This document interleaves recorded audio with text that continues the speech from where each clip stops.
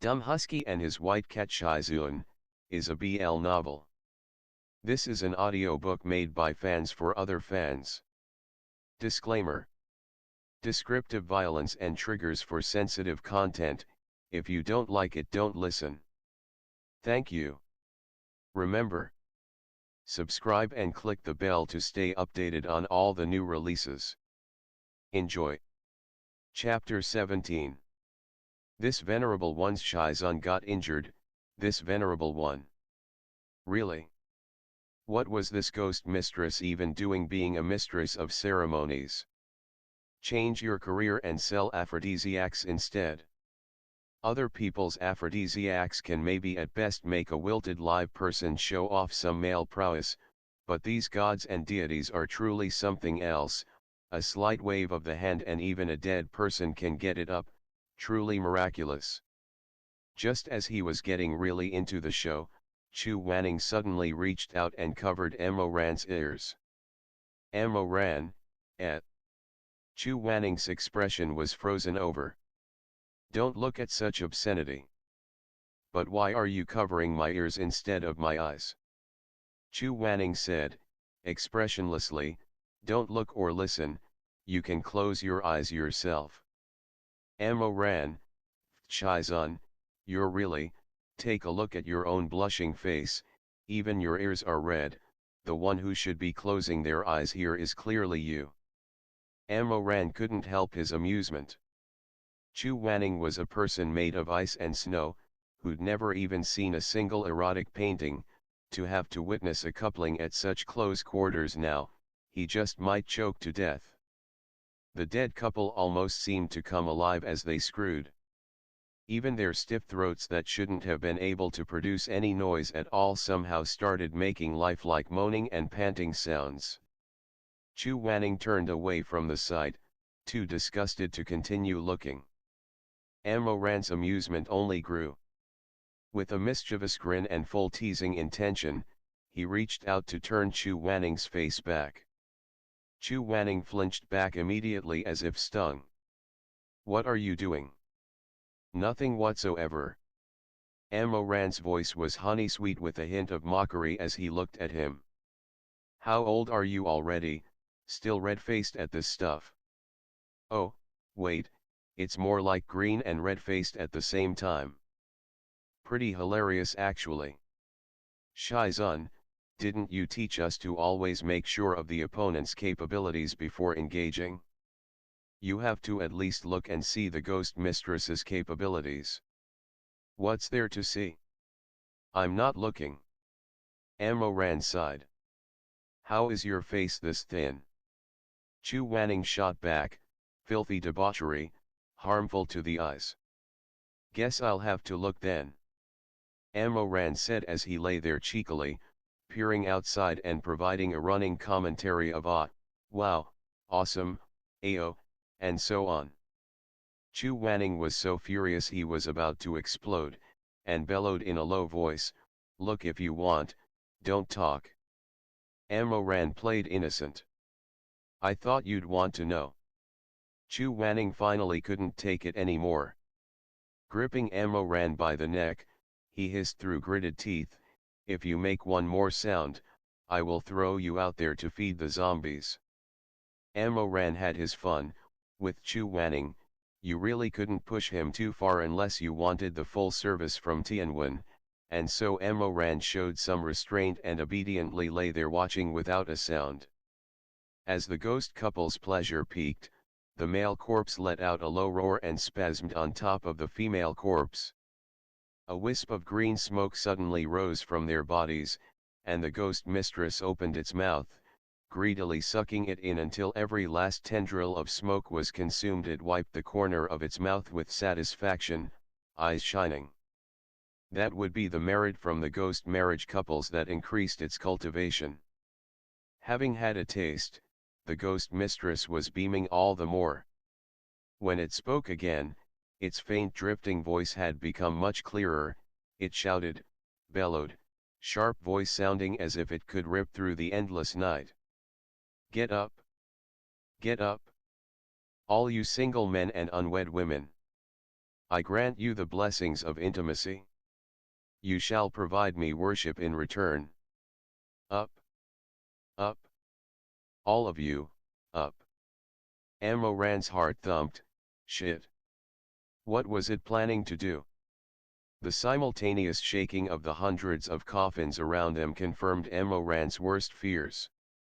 The ghost mistress was going to call on the couples in all of the coffins to screw so that it could consume all the merits at once. This was no joking matter. Amoran pulled at Chu Wanning. Shizun. What is it this time? Hurry. We have to get out there. Shimei is trapped with that Chen woman. Amoran was beside himself with panic. We have to hurry and save him. Chu Wanning glanced outside.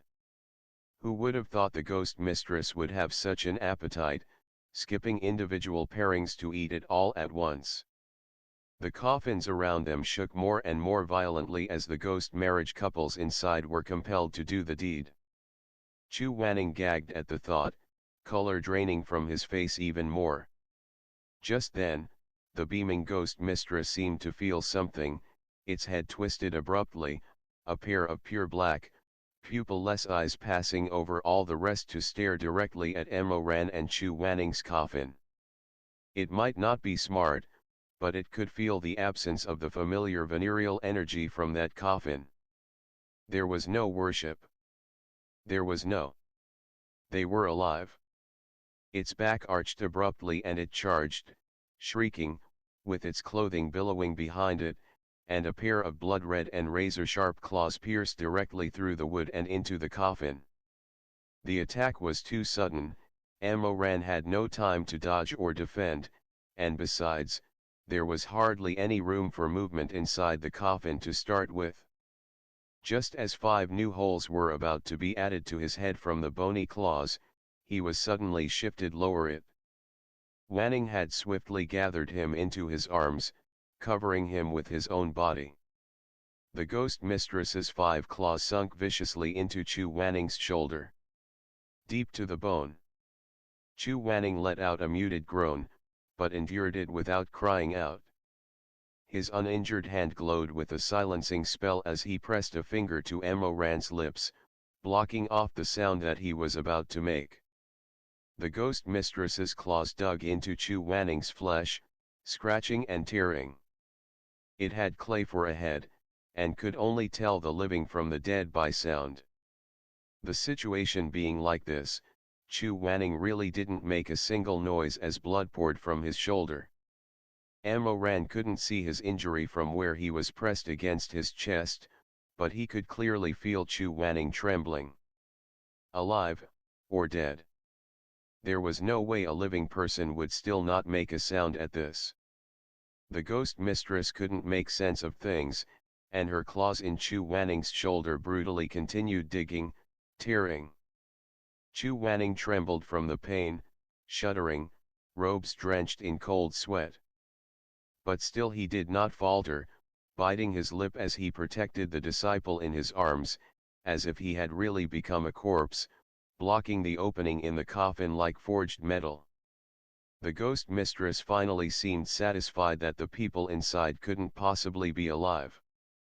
It abruptly pulled out its claws, and blood splattered, accompanied by the sticky sound of fingers sliding against flesh and bone, making one's hair stand on end. All the strength drained out of Chu Wanning's tense body at once. He let go of Amoran, panting quietly. The smell of blood inside the coffin was suffocating. Amoran lifted his head. By the dim light streaming through the holes, he could see Chu Wanning's lowered eyelashes, and beneath them, unshed tears in those silent, stubborn eyes. Those phoenix eyes were blurred with pain, but even more of it was fierce and headstrong, layered in wetness. Amoran wanted to talk, but Chu Wanning shook his head and maintained the silencing spell on his lips. A while passed before he let out a slow breath and wrote on the back of Amoran's hand with a trembling fingertip. The barrier has been breached, do not speak. Outside, the ghost mistress tilted its head, unable to understand why the people inside were definitely not alive yet refused to obey its commands, not sensing any worship from them. Chu Wanning glimpsed at it through the crack, a golden light enveloping his uninjured hand as a willow vine appeared, fire light coursing through it. He narrowed his eyes, Tianwen in hand. And in the next moment burst out from the coffin.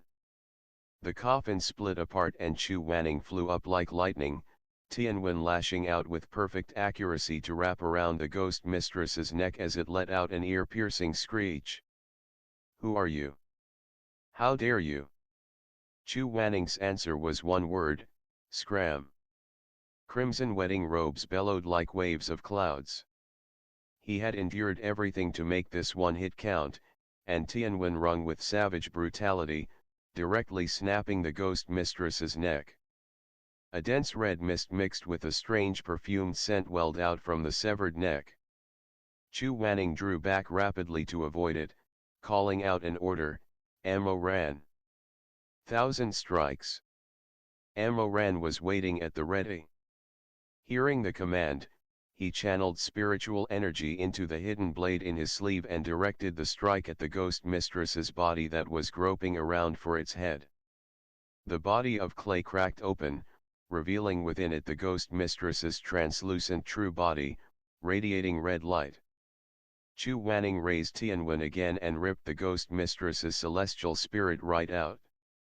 A scream came from within that headless body, "How dare you! How dare you! Get up!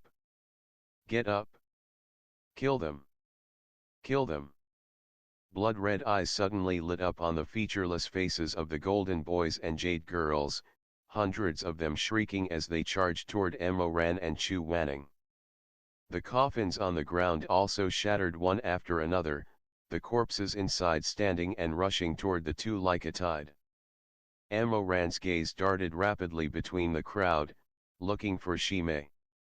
Chu Wanning said harshly, "What are you doing, making eyes at zombies? Hurry and fend them off."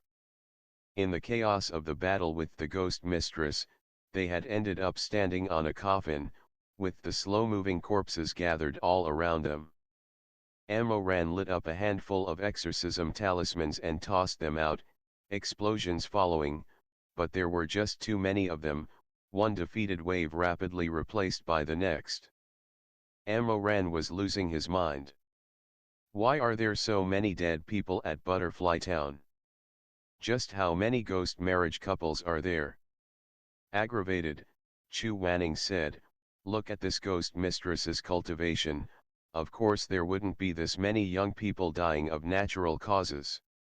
8 or 9 out of 10 were probably bewitched by it to commit suicide. Attack over here." Ammo Ran flung another talisman in the direction Chu Wanning indicated, and white bone and rotten flesh flew in the resultant explosion. How is this ghost mistress not dead from that? Normal weapons cannot hurt it? Then what about Tianwen? Chu Wanning was incensed. Do you not see that Tianwen is binding it right now? This thing is extremely fast, if I release the bind, it'll probably have escaped before the next lash. More and more corpses gathered. Ammo Ran kept an eye out for Shimei in the crowd as he purged them for fear of accidentally injuring him. A golden boy threw itself at him and bit him savagely on the leg. He cursed under his breath and flung a talisman on its face before kicking it into the crowd of corpses where it exploded with a loud bang. Chu Wanning said, "Do you see Shimei and Mistress Chen yet?" Ammo Ran searched frantically before finally spotting two swaying figures in the distance. He exclaimed, "I see them. Get the hell over there and pull them back. As far away as you can. Got it?"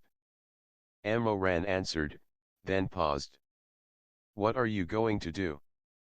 Chu Wanning said, exasperated, "I can't lift my other arm to summon another weapon, so I'll have to use Tianwen. I'm going to destroy this entire area as soon as I release the ghost mistress, so get lost if you don't want to die." End of the chapter. Stay tuned for more BL.